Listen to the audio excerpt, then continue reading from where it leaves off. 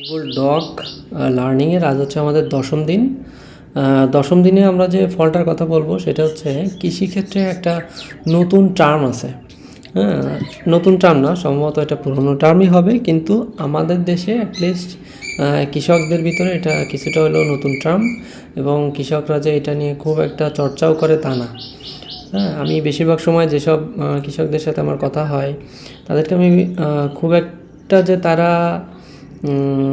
মানে অর্থনৈতিকভাবে সচেতন এমন না, মানে গতানুগতিক একটা চাষ তারা ট্রাই করতেছেন, সেটা দিয়ে যদি ফসল হয় তাহলে ভালো, ফসল যদি না হয় তাহলে মাথায় হাত, মানে ব্যাপারটা এরকম কি।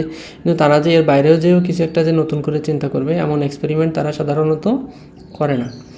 তো আমরা আজ যে ফলটার কথা বলবো সেটা হচ্ছে, আপনি যদি কখনো আলু বখরা কিনতে যান তাহলে বুঝতে পারবেন যে এটার দাম আসলে কত।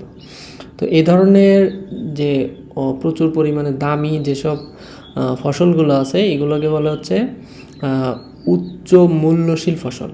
ঠিক আছে, তো উচ্চ মূল্যশীল ফসলের ভিতরে একটা আছে, তারপরে চিয়া সিড আছে।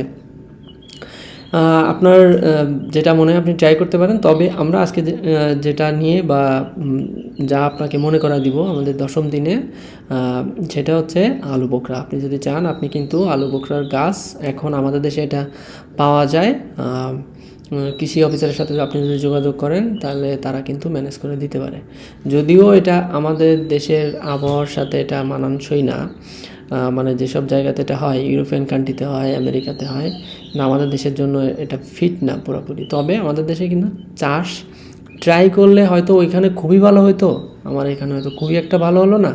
কিন্তু যদি ওদের ওইখানে যে পরিমাণে ফলন দেয় তার 1/4 যদি ফলন দেয় আপনার এখানে, তাও আপনি এটা আসলে আপনার জন্য একটা হিউজ প্রফিটের একটা জায়গা। মনে করেন কোনো একটা কারণে আপনার এই যে ডাটা আপনি দিছেন, আম 200, জাম 2টা, লিচু এতগুলা, এইগুলাকে আপনি এইভাবে না দিয়ে আপনি একটা টেবিলের ভিতরে দিতে যাচ্ছেন। সেটার জন্য আপনি কি করবেন, আপনি জাস্ট এখানে একটা নতুন একটা জায়গা নিব আমরা। টেবিল হচ্ছে এখানে ম্যাক্সিমাম 20টা তৈরি করা যায়, মানে 20টা তৈরি করা যায় না, মানে আপনি 20টা কলাম নিতে পারেন এবং 20টা রোর একটা টেবিল আপনি সর্বোচ্চ তৈরি করতে পারবেন। ঠিক আছে, মানে 20x20 হবে আর কি। এখন এখান থেকে আমি আমার আসলে আম, জাম, লিচু আর আমি আর একটা এখান থেকে নেই, আমি দিলাম একটা 3টা। ঠিক আছে, এখানে তাহলে কিসে থাকবে, গাছের, আর এটা হচ্ছে পরিমাণ, গাছের নাম, এটা হলো সেই পরিমাণ। এখানে আমি দিলাম আম। আমি যদি এইটাতে আসতে চাই তখন আমি জাস্ট আমার কিবোর্ড থেকে ট্যাব প্রেস করলেই ও দেখেন পরেরটা নিয়ে আসবে। আম হচ্ছে 200, আমি আবার ট্যাব প্রেস করার সাথে সাথে সেইখানে নিয়ে আসতেছে। আমি দিলাম জাম, তারপর এখান থেকে দিলাম 2 দেওয়ার পরে আমার যদি আবার জামে ফিরে যাওয়া লাগে তাহলে আমি শিফট প্রেস করে আমি যদি ট্যাব দিই তাহলে ও সামনে এই জামে নিয়ে আসবে। ঠিক আছে, আর আমি এখানে লিখলাম লিচু লেখার পর আমি এখানে দিলাম হচ্ছে 24টা সাপোজ। এবার আমার এখন মনে হচ্ছে আম, জাম, কাঁঠাল, আমি এখানে কাঁঠাল অ্যাড করতে চাচ্ছি। আমি কীভাবে অ্যাড করব, আমি জাস্ট এই যে লাস্টে এখানে আসার পর আমি জাস্ট এখান থেকে যদি একটা ট্যাব প্রেস করি ও আমাকে নতুন একটা এখানে রো কলাম দিয়ে দিবে, সেখান থেকে আমি ডাটাটা ইনপুট করতে পারি। অথবা একটা কাজ করতে পারি, আমি যদি আমের পরে কাঁঠাল দিতে চাই সেটার জন্য আমি কি করব, রাইট বাটন ক্লিক করব এবং এখানে দিব হচ্ছে ইনসার্ট রো বিলো। দেওয়ার পরে আমি এখানে দিলাম কাঁঠাল এখানে দিলাম 5টা। আর এইখান থেকে যদি আমি ট্যাব প্রেস করতাম তাহলে আমাকে কী দেখাতো, নতুন একটা দেখাতো যে আম, জাম, কাঁঠাল, লিচু, এটার নাম দিলাম হলো পেয়ারা আমরা এখানে দিলাম কত, 50টা। ঠিক আছে, এবার একটা জিনিস আপনি দেখেন, আমার কিন্তু এতটুকু জায়গা আমার লাগতেছে না, তাই না? এখানে অনেকখানি জায়গা ও আসলে নিয়ে নিছে।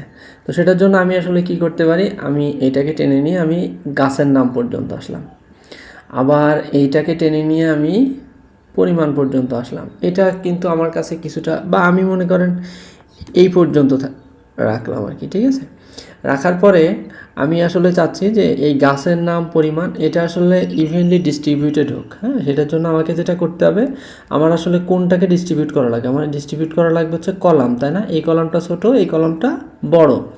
টেবিল এরিয়া কিন্তু কোনো পরিবর্তন করতে আমি চাচ্ছি না, টেবিল এরিয়াটা এটাই থাকবে। এই এরিয়ার ভিতরে কলামগুলোকে তুমি ইভেনলি ডিস্ট্রিবিউট করে আমাকে দাও। তার জন্য আমি টোটালটাকে সিলেক্ট করব।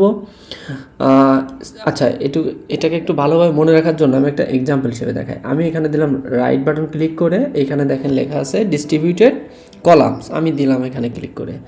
দেওয়ার সাথে সাথে দেখেন এটা কিন্তু হয়ে গেছে। তবে আপনি যদি দেখেন কখনো যদি না হয়, তখন আপনাকে যেটা করতে হবে সেটা হচ্ছে অবশ্যই আপনাকে এই টোটাল এরিয়াটাকে সিলেক্ট করে নিয়ে তারপরে আপনি যদি ডিস্ট্রিবিউটেড কলামসে ক্লিক করেন তখন এটা কাজ করবে। ঠিক আছে, অনেক সময় এভাবে কাজ করতে চায় না ব্রাউজারের সমস্যার কারণে। যাই হোক, আর একটা জিনিস আমরা এখন একটু দেখতে চাচ্ছি যে গাছের নাম, পরিমাণ, আর একটা যদি এরকম থাকে এখানে যে কোন মাসে লাগালাম, ঠিক আছে, বা বপনের সময় এমন যদি হয়, বা লাগানোর সময়, তো সেটার জন্য আমরা কি করব, আমাদের একটা নতুন কলাম লাগবে এখানে, তাই না? এখানে একটা নতুন কলাম লাগবে। সেটার জন্য আমরা এখানে জাস্ট রাইট বাটন ক্লিক করব, করে আমরা এখানে দিব হচ্ছে ইনসার্ট কলাম রাইট। ঠিক আছে, এবার হচ্ছে বপনের সময় আমরা যথারীতি আমরা এইভাবে লিখি। আমরা এটাতে দিলাম জানুয়ারি, তারপরে এইখানে দিলাম ফেব্রুয়ারি, এইখানে দিলাম মার্চ, এইটাতে দিলাম এপ্রিল। ঠিক আছে, এপ্রিল, আর এইখানে দিলাম হচ্ছে মে। এখন এইখানেও যদি কোনোভাবে আমার এমন হয় যে আমার এখানে হয়তো কিছুটা জায়গা আমি বেশি নিয়ে ফেলছি, তো সেই বেশি জায়গাটুকুকে আমি যদি আবার ইভেনলি ডিস্ট্রিবিউট করতে চাই এর ভিতরে, আমার যা কী করতে হবে, আমি এখানে আসার পর আমি জাস্ট এখান থেকে যদি আমি ডিস্ট্রিবিউটেড, এটা কি আসলে, এটা তো রোটা ঠিক করতে হবে, তাই না? এটা তো রো না, এই রোটা তো বড় হয়ে গেছে, এটাকে ঠিক করতে হবে। সেটার জন্য আমাকে কি করতে হবে, রাইট বাটন ক্লিক করে ডিস্ট্রিবিউটেড রোজ দেওয়ার সাথে সাথে দেখেন সে আসলে কিন্তু জায়গাটাকে ঠিক করে নিয়ে নিছে। ঠিক আছে, এই হচ্ছে আসল সুবিধা। আর একটা সুবিধা এখানে আছে, বা যেটাকে আপনার একটু চিন্তা করে রাখতে হবে, যদি এমন হয়, হ্যাঁ, এই যে এইটাই কিন্তু অনেকটা বড়। এখন আমি যদি এখানে ক্লিক করি, এবং আমাকে তো কলামটাকে ঠিক করা লাগবে, আমি যদি এখানে ক্লিক করি এবং যদি দেই ডিস্ট্রিবিউটেড কলামস, তাহলে দেখেন যেটা করছে, এই টোটাল টেবিলের আপনি যতটুকু এরিয়া দিবেন সেই এরিয়াটাকে কিন্তু ও ডিস্ট্রিবিউট করে নিজেদের ভিতরে, মানে নিজেদের যে এলিমেন্টগুলো আছে সেই কলামের ভিতরে ও কিন্তু ডিস্ট্রিবিউট করে দিছে। ঠিক আছে, আর আরেকটা জিনিস আপনি এখানে করতে পারেন, আমার যদি মনে হয় কখনো যে আমি আসলে অক্সিজেন, এই প্রজেক্টের নাম তো অক্সিজেন, আমি উপরে এই টেবিলের উপরে দিতে চাচ্ছি অক্সিজেন প্রজেক্ট। তার জন্য আমি কি করব, আমি এখানে রাইট বাটন ক্লিক করব। আচ্ছা, আমি এখানে যদি এভাবে লিখে দিতাম যে অক্সিজেন প্রজেক্ট,